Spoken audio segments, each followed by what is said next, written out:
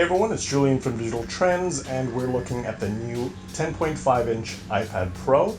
It's meant to replace the 9.7-inch iPad Pro that was released last year, but there's still a 9.7-inch iPad, it's just not a Pro model anymore. But now between the Pro models, you have this 10.5-inch iPad Pro, and as well as a 12.9-inch iPad Pro, and that one actually also got a performance update that would match this model. So they're both now the same. The real difference is in the display size and the resolution. So speaking of display, this 10.5 form factor is actually a lot more convenient because you get this big display that's perfect for watching movies and videos, but at the same time it's also still portable. And Apple sort of kept the same frame as the 9.7-inch, not the same exact frame, that's a little different, but it's very similar to the 9.7-inch iPad Pro's frame, and that's because they decreased the bezels around here, these edges, by 40%.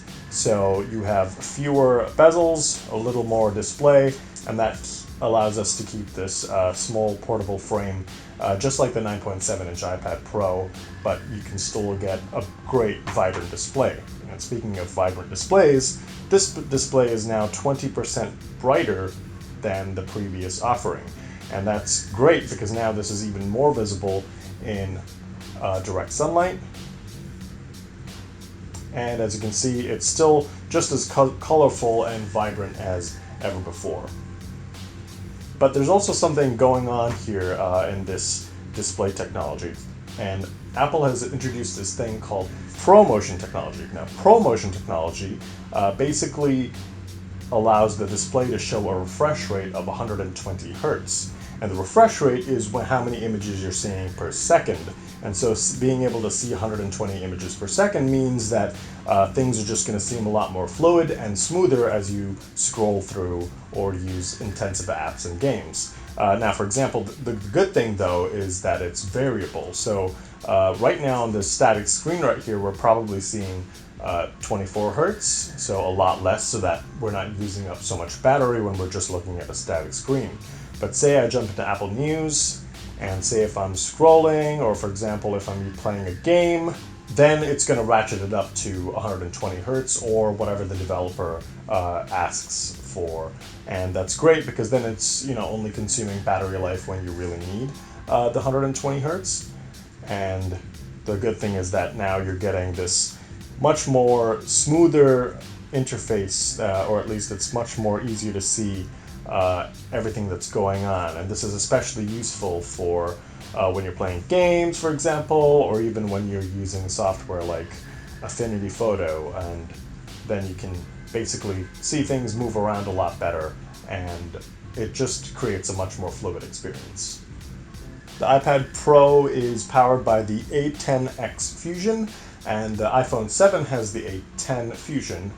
So there's a little X now, and basically what that means, it's going to be performing better than your iPhone 7, and that's great because as you can see, we hardly have any issues in performance here. Everything is buttery smooth, apps launch instantly, and as you can see here, it moves really fluidly, and this is not too intensive of a game, but we've tried a number of games and we still haven't had any issues. At most, after playing a few games, it got a little warm, but basically you won't really have any performance issues on this device. Apple offers now 64 gigs for the base storage, but there are higher options that you'll have to pay more for if you want.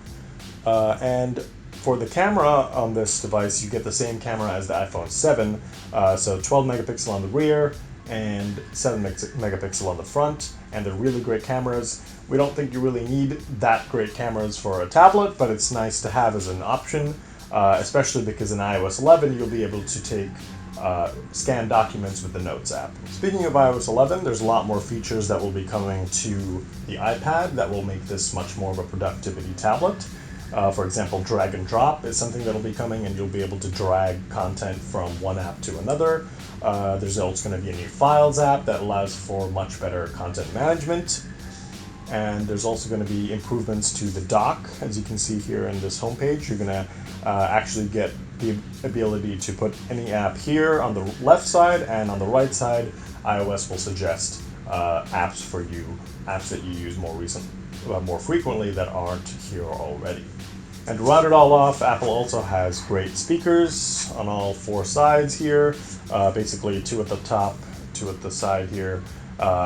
They're great, they're really loud, and they're quad speakers, so you're getting the surround sound experience. Again, great for video consumption, especially if you're watching Netflix or YouTube videos.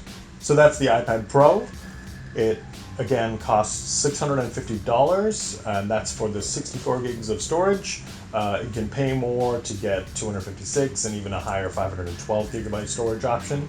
You can also get accessories like the Apple Pencil right here, or you can get the smart keyboard that transforms your iPad Pro into a keyboard case. So again, that's the iPad. It's available now for $650. Thanks for watching.